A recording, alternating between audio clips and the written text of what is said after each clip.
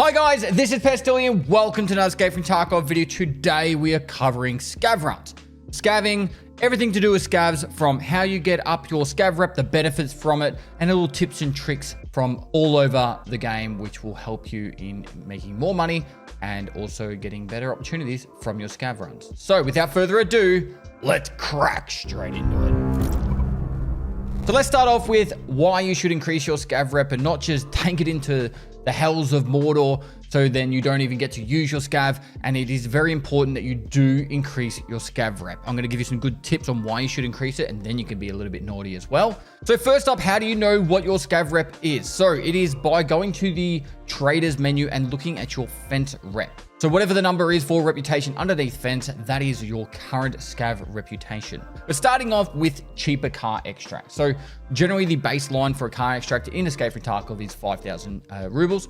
And if you increase your scav rep, you will be able to reduce it more and more. This makes it very easy that if you're in a raid and you're like, oh, there's a car up, I might be able to take the extract. You can find a cash register, or in just some scav pockets, you might be able to loot some rubles and be able to take the extract without having to always bring in those rubles yourself. Next up on the map streets of Tarkov, there is the BTR. You can actually go inside the BTR and send items back to your stash. And the amount of space you have in the BTR to send items back to your stash is dictated by your scav rep. So it's most important that you try and get up your scav rep so you can send more items back to your stash. If you do this method, it also keeps them found in raid. So if you're in the middle of a raid, you want to keep getting more loot out, but you found a quest item that you need later on, like a graphics card or something like that, you can run up to the BTR, send it back to your stash, and you won't need to worry about losing it. Next up, the scav case in the hideout.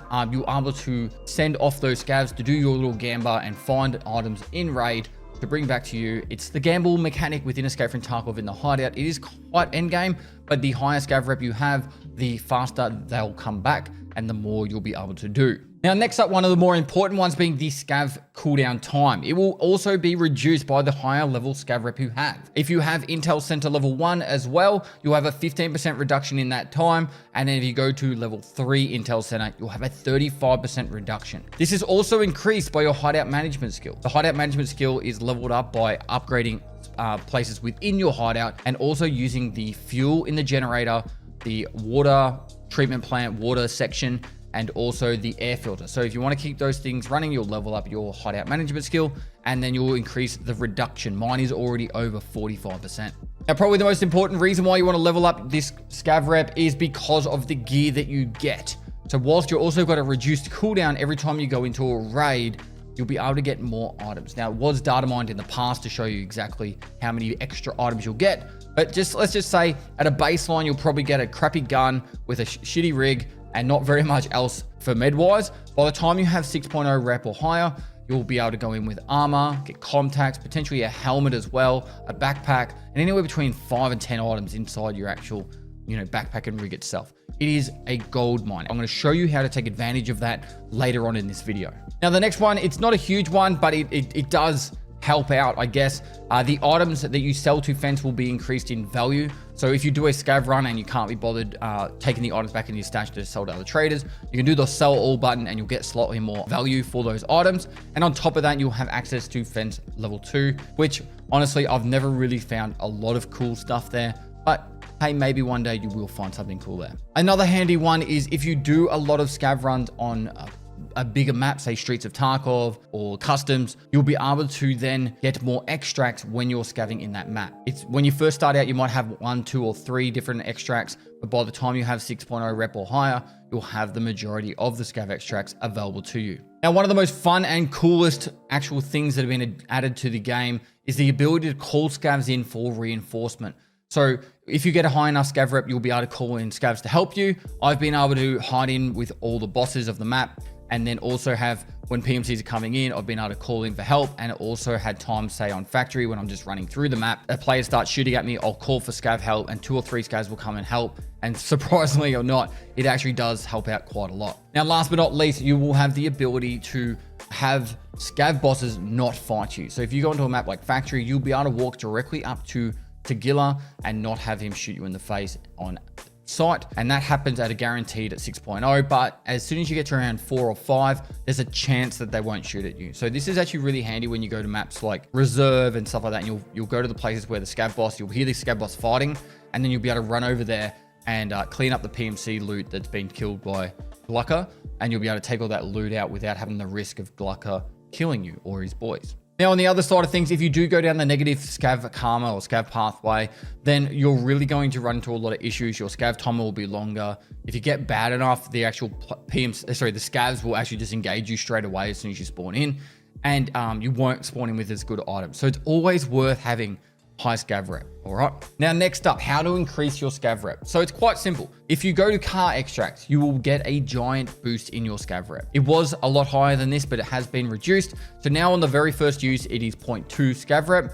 And then every use after that is divided by the amount of uses. So it's 0.2 divided by 2 if you've done the second use, so you'll get 0.1, and then divided by 3, so you'll get 0.07, 0.05, 0.04, and usually about 0.03 to 1.111. Now, the car extracts are currently available on Ground Zero, Shoreline, and Woods at 100%. Every time you go to those maps, the cars will always be there. Next, Lighthouse, Customs, Interchange, and Street, there's a chance for the car to be there. So I would highly suggest, and it's just totally up to you guys how you want to do it, but I would highly suggest try and take the car extract at least 5 times per map.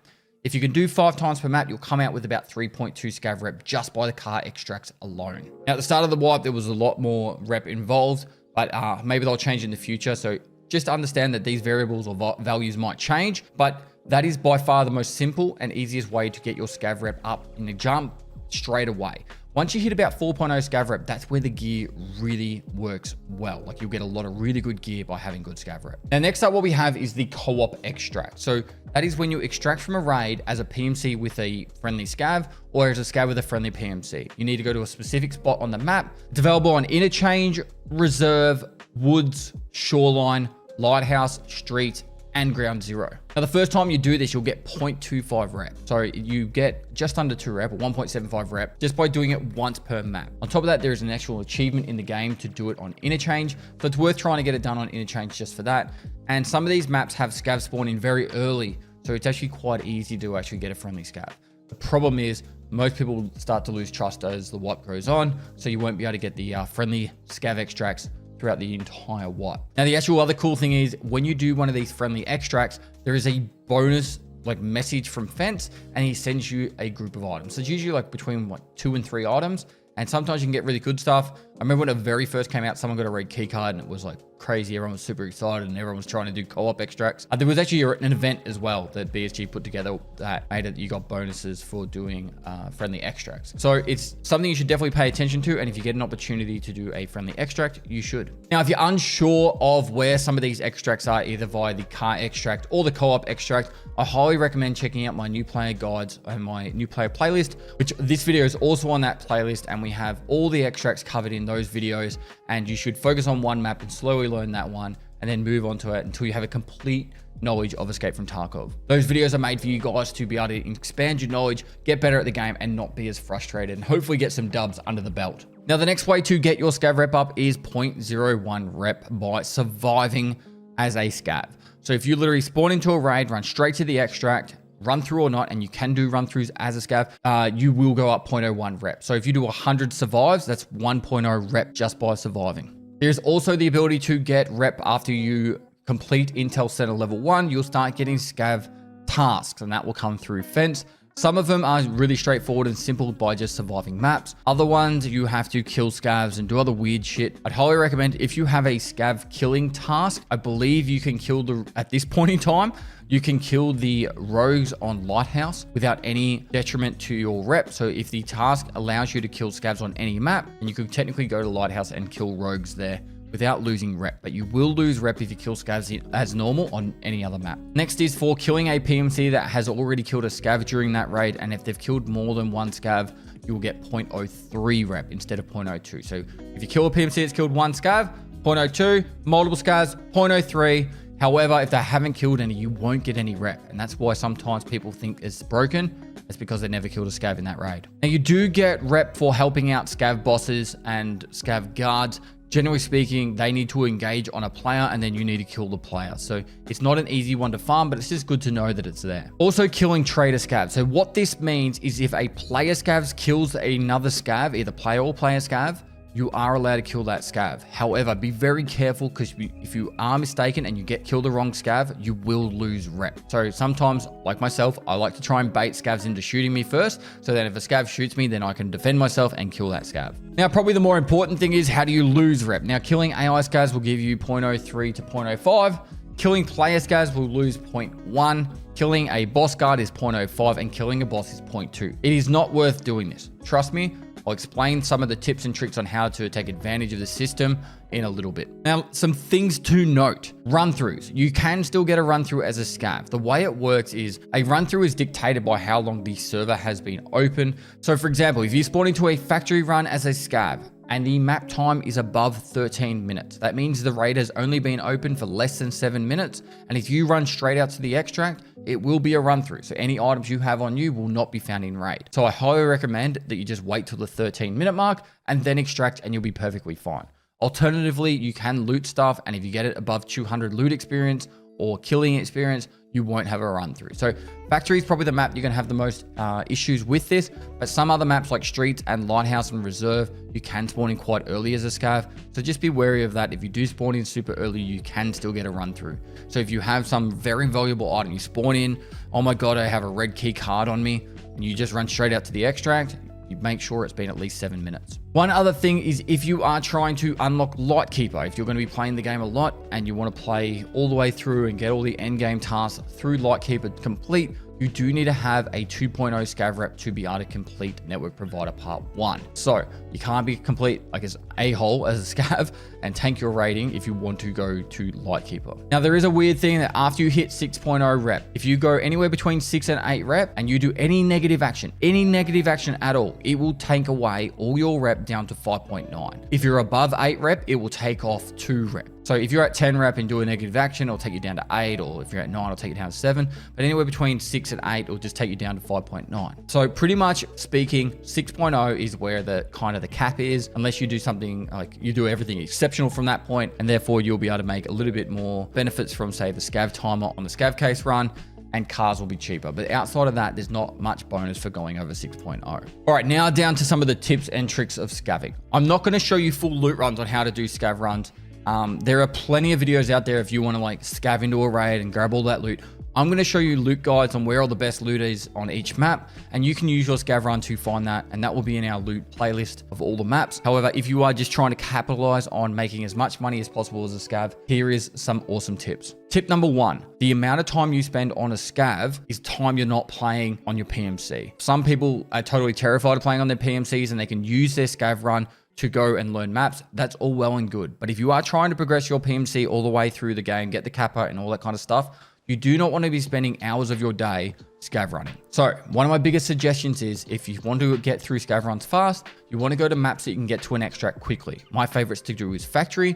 I literally spawn in on as a scav, grab any items around me, any dead bodies, and run straight to the extract. You'll actually end up as, once you get over 4.0 rep, you'll start getting lab key cards, lab access cards quite often. And if you continually do your scav runs in less than a minute or two, you'll compile a lot of money and it will help top up your PMC runs, whilst also increasing your scav rep with every survive being 0.01. Tip number 2, I touched on it briefly in the previous one, but if you are new to the game, you should be using your scav to learn the maps as much as possible. Go into a raid and then start exploring the map, because the scavs won't be aggroing on you as easily, because you won't be doing negative actions. You can then explore the map, try and find some of the good loot and get out. And also, if you know of high threat areas where lots of PMCs usually fight, for example, dorms on customs, it's a pretty good opportunity for you to go to those areas and try and get some of the loot that was on those PMCs. So I would say, for example, on customs, you want to go to like dorms or the stronghold area. But if you're going to a map like Interchange, pretty much anywhere that killer spawns, I'd be checking those areas for someone that's either been trying to fight into killer or those kind of locations, the high threat areas. Now, if you are on a map that does have a co-op extract and you know there's a PMC nearby, take advantage of using the co-op extract. It's a great boost in your reputation. You get free items, and if like you're on Interchange, you get a an achievement. So it's an extra bonus right there. Now let's talk about how to take advantage of doing negative actions as a scav, but also maintaining a high reputation. So first up, I do want to say here that BSG has spoken in the past about doing events where you'll be able to freely shoot other scavs and whoever you want as a scav. However, if you're trying to take advantage of the scav system as much as possible, I highly recommend getting yourself up to about a 6.0 rep. Once you get to that high rep and you've got advantage of going in every raid with all this awesome armor, contacts, helmet, better guns, sometimes are modified and all that. If you go into a raid, then you can go around, say, near the scav bosses and you can try and get the better loot that way. Or if you do see a scav that's already looted up a crap load of loot, there is nothing wrong with shooting that scav, right? Just make sure you've got a clear line of path to get to the extract. There's no one else around that's going to kill you as soon as you do it. But if you see a guy who's just juiced up with all this PMC loot and you're at a 6.0 rep, go for it. Shoot that scav. There's no like, oh my God, you're an asshole for doing it, because it's part of the game. It's part of the law that scavs are not always friendly. But I'm just saying, don't do it when you're at like 0 rep or 1 rep. Get your rep up to like 4, 5, or 6 first. This is how you're going to capitalize on making as most money possible as a scav, but then also like what we end up finding, particularly as a scav run, you'll see people that are low level killing other scavs and they're just actually reducing their scav timer and destroying their scav rep. This is how you take advantage of being a scav, whilst also getting to capitalize on as much money as possible. And then, you know, sometimes those players or player scavs will have the juicy loot that you really want. So there's nothing wrong with doing it, but make sure you get your scav rep up first before you take advantage of it. Now, this is a pretty long and in-depth guide. I'm not trying to waffle on, so I'm going to finish this one up here, but hopefully this has been helpful. If you're new to Escape from Tarkov, check out my new player playlist. Give us a subscribe, help us get to the 1 million subs. Working hard on updating all these guides with all the loot guides, all the map guides. And then I have also my playthroughs, which I'm going to be starting a new one soon, where I'll have a pretty much a 1 to 15 playthrough that's a complete tutorial explaining all the, you know, things within the game. So like, comment for the YouTube algorithm, subscribe, and lastly, guys, I'll see you next time.